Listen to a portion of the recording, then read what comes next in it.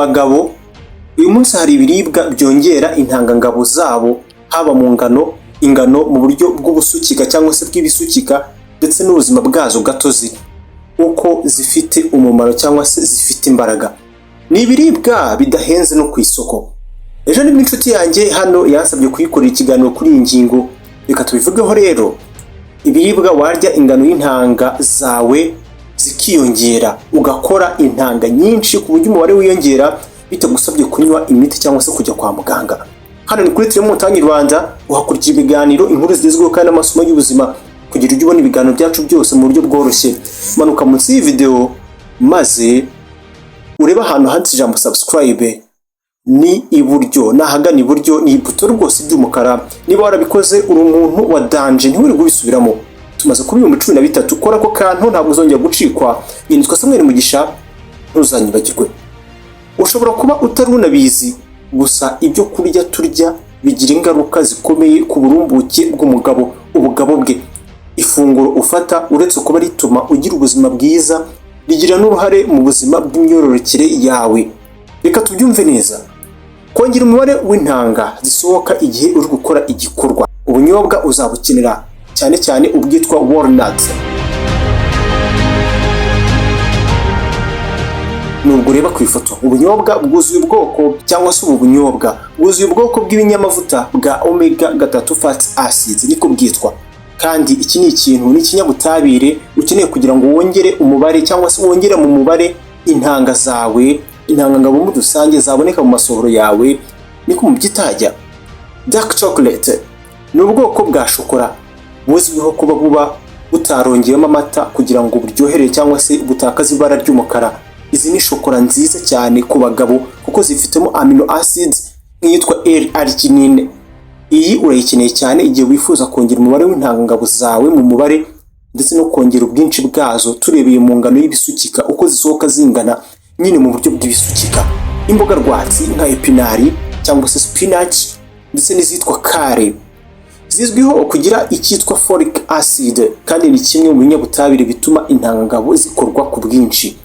Kongera ingano mu buryo bw'ibisukika wakora iki?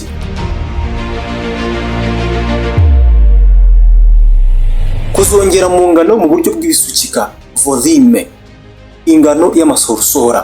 Bivuga ko ibiribwa nk'umuneke byifitemo umusemburo witwa bromelain cyangwa se bromelain utuma ubushake bw'umugabo cyangwa se mu mugabo bwiyongera kandi intanga zigakorwa ari nyinshi. Epinari nk'imboga rwatsi ziragaruka hano, zifitemo izwi nka folic acid nkenerwa cyane mu ikorwa ry'intangangabo.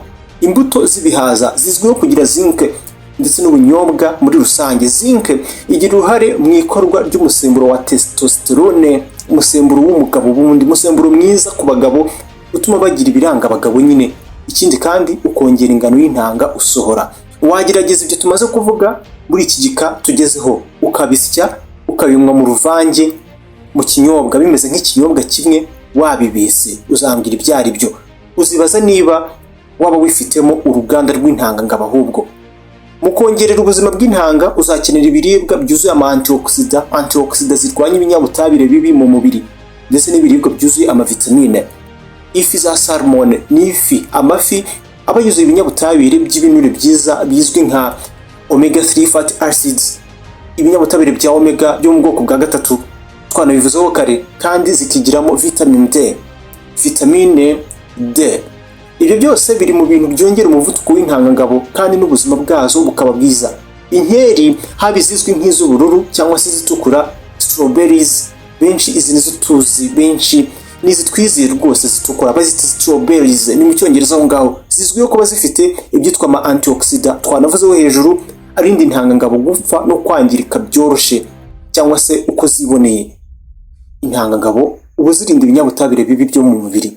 Amagi ni isoko nziza ya vitamine E, nayo izwiho gutuma intanga zigira ubuzima bwiza, na Minisiteri y'Ubuzima mu Rwanda itubwira kurya igi rimwe ku munsi. Iryo tangazo se ntimujya muryumva? Ibyo ntuzabyibagirwe niba urebwa n'iyi ngingo. Uretse ibyo kandi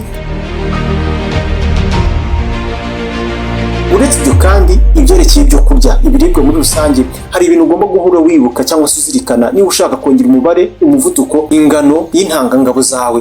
Kora imyitozo igorora umubiri kenshi bihoraho, irinde umuhangayiko cyangwa se stress, irinde kunywa itabi n'inzoga nyinshi zirengeje urugero, bizakurinda ubugumba n'ibibazo bisa nabwo cyangwa se bituruka ku byerekeye byo. Ubugumba, uzi ikintu gitangaje se? Abanyegiputa cyangwa se mu Misiri mu myaka ya kera bizeraga ko igitunguru cyongera urubyaro n'ubushobozi bwo kubyara.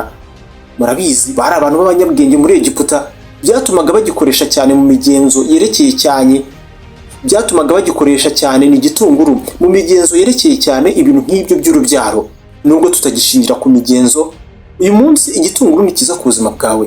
Ku kirahuri cyawe ureberaho iyi video, nanagushyiraho video ivuga ukuntu igitunguru wagikoresha wivura igisebe cyangwa se igikomere, iyo nayo ntigucike. Ni ibyo nari naguteguriye uyu munsi muri video y'uyu munsi. Dusubire mu bindi biganiro. Samwe mugisha no mwari kumwe, murakoze cyane, ntimugikure ya Tele Montagne Rwanda.